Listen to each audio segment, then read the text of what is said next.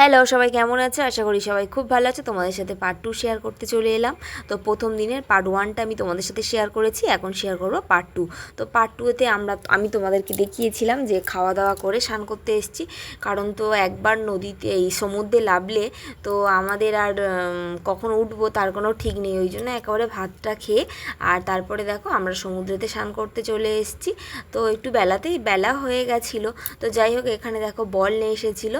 তো ভীষণ মজা করে খেলা হচ্ছিল আর সমুদ্রের ঢেউটাও খাওয়া হয়েছে আর ভীষণ আনন্দ হচ্ছিল। আর তারপরে স্নান করতে করতে তো 5টা মতন বেজে গিয়েছিল। তো তাড়াতাড়ি করে আবার আমরা রুমে এসে ফ্রেশ হতে হতে প্রায় 6টা বাজতে যায়। তারপরে ভীষণ জোরে খিদে পেয়ে গিয়েছিলো। তো খিদে পেয়ে গেল, তো হোটেলে আমরা অর্ডার দিয়েছিলাম। তো ওরা ওখান থেকে অর্ডার করার পরে ওরা দিয়েছিল আলুর পরোটা, মানে আমরাই অর্ডার করেছিলাম আলুর পরোটা, আর তার সাথে করেছিলাম বাটার চিকেন। তো খাওয়া দাওয়া করে অনেকক্ষণ ধরে আমরা রেস্ট করছিলাম। তো রেস্ট করতে করতে এত ঢেউ খেয়েছি যে আমরা ঘুমিয়েই পড়েছিলাম কষ্টেতে। তো যাই হোক, ঘুমিয়ে পড়ার পরে তো তখন 8টা বাজতে যায়। তো উঠে দেখো তাড়াতাড়ি করে রেডি হয়ে আমরা বিচের ধারে চলে এসেছি।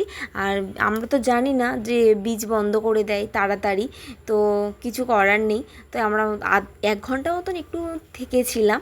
তারপরে একটু ফুচকা, তারপরে আইসক্রিম, তারপরে আমার ক্রিস তো এখন কোথাও গেলে ভুট্টা। তো খাওয়া দাওয়া করে তারপরে দেখো একটুখানি এইসব দোকানগুলো, মাছের দোকানগুলো না তাও বন্ধ করে দিচ্ছিল। তো যাই হোক, আমরা বললাম যে একটু ফ্রাই করে দেওয়ার জন্য। তো আমরা কাঁকড়া নিয়েছিলাম 2 প্লেট।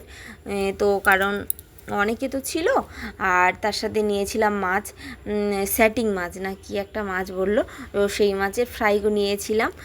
তার বাটার চিকেন আবার ছিল, তো ওদেরকে দিয়ে দিয়েছিলাম। আমরা পুরোটা খেতে পারিনি, একটা করে বাটার চিকেন পুরোটা খেতে পারিনি, 1 প্লেট।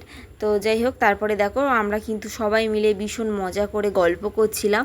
আর মজা করতে করতে কিন্তু আমরা এই প্রথম দিনটা সুন্দরভাবে কাটিয়ে ফেললাম।